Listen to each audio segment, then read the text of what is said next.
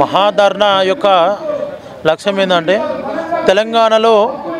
తెలంగాణలో అప్పుల పాలు చేసి చదువుకుంటున్న మా నిరుద్యోగ బిడ్డలకు ఏదైతే కాంగ్రెస్ పార్టీ ప్రభుత్వం ఇచ్చిన హామీలలో ఖాళీగా ఉన్న ఉద్యోగాలను భర్తీ చేయాలనే లక్ష్యంతోనే ఈ ధర్నా నిర్వహించడం జరుగుతుంది.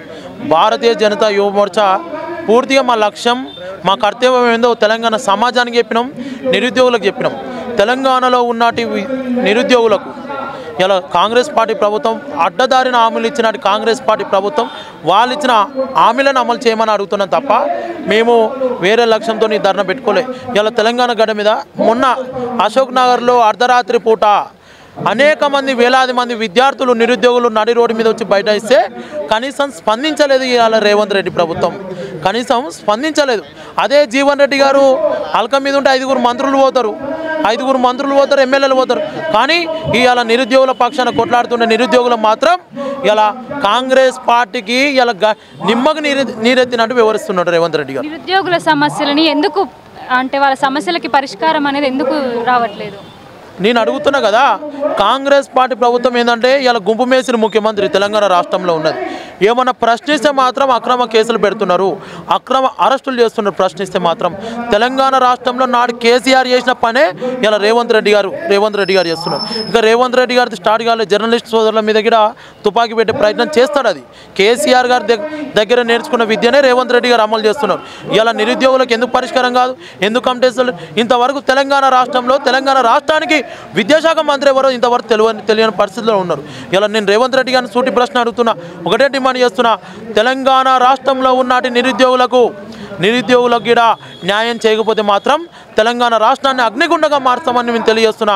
ఇదే రేవంత్ రెడ్డి గారు మాట్లాడుతున్నారు, ఉస్మాన్ యూనివర్సిటీ విద్యార్థులు బిర్యానీకి అలవాటు పడి మాత్రమే పనిచేస్తారని నేను అడుగుతున్నా, ఇదే ఉస్మాన్ యూనివర్సిటీ విద్యార్థులు కన్నెర్ర చేస్తే తెలంగాణ రాష్ట్రాన్ని ఏర్పాటు చేయగలిగినాడు.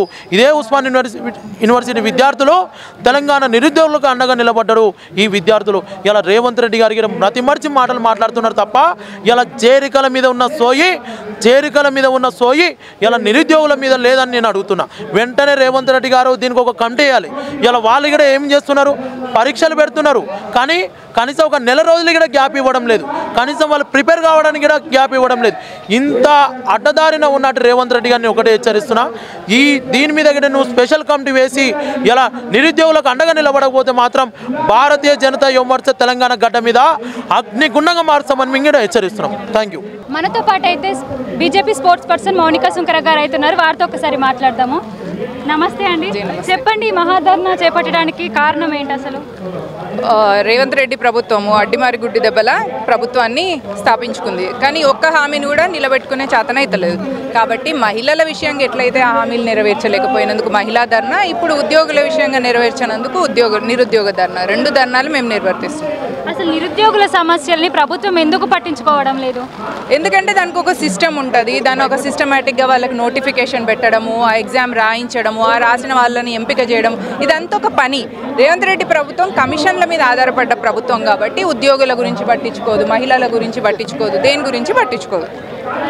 మీ తరపున మీరేం మాట్లాడదాం, నిరుద్యోగుల తరపున మీరేం మాట్లాడదాం? నిరుద్యోగులకు ఇచ్చిన హామీని నెరవేర్చేదాకా, వాళ్ళకి ఎట్లయితే నోటిఫికేషన్ల ప్రకారం గీయడానికి నిరుద్యోగ భృతి ఏదైతే హామీ ఇచ్చిండ్రో అవి ఇచ్చేదాకా మేము ఈ పోరాటం కొనసాగిస్తూనే ఉంటాం.